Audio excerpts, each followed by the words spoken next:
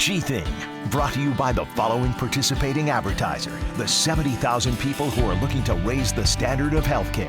Northwell Health. Look north. With the news of COVID-19 everywhere, new drastic measures.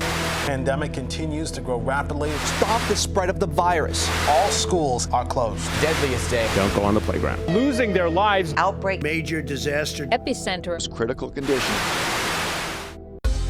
Dr. Victor Fornari, the Director of Child and Adolescent Psychiatry at Northwell Health's Zucker Hillside Hospital and the Cohen's Children's Hospital, says kids are worrying about what their parents are worrying about. They're worrying about financial security. They're worrying about health and safety. They're worrying about what they're hearing about in terms of the risk of infection and the mortality risk. Kids are worrying about what they hear about. You really want to encourage parents not to leave television and radio playing throughout the day, not to expose these kids to excessive worry, and to be mindful about what their conversations are in front of children. What do you do with children, for example, under 6 years old? And how would they express their anxieties, and how can the parents deal with that? I happen to have 4 grandchildren who are 6 and under, and so I can tell you that it disrupts their sleep cycle because they're worried about things. What things you can recommend to parents that are listening out there? Parents need to take a deep breath and remind themselves as much as they can to remain calm and mindful about what they say.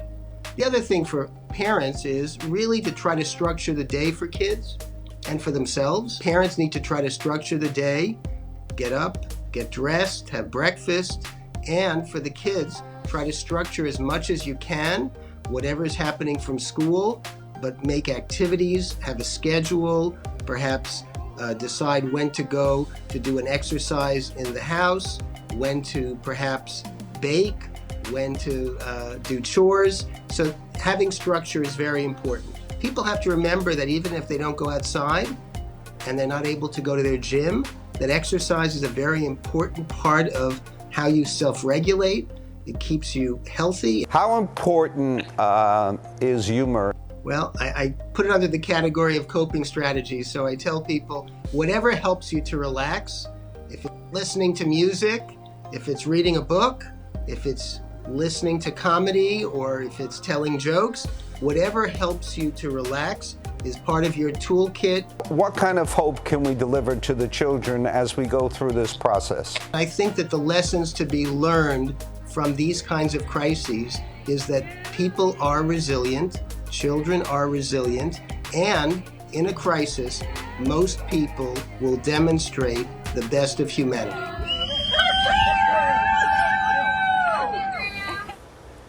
So many important lessons in all that, really. That was great, G. Yeah, and also, guys, just to add one more thing, if you have a child, let's say 2 years old to about 7, 8 years old, their main business is to play. And if you can just isolate and play and meet them on their terms, that would make them very happy as well.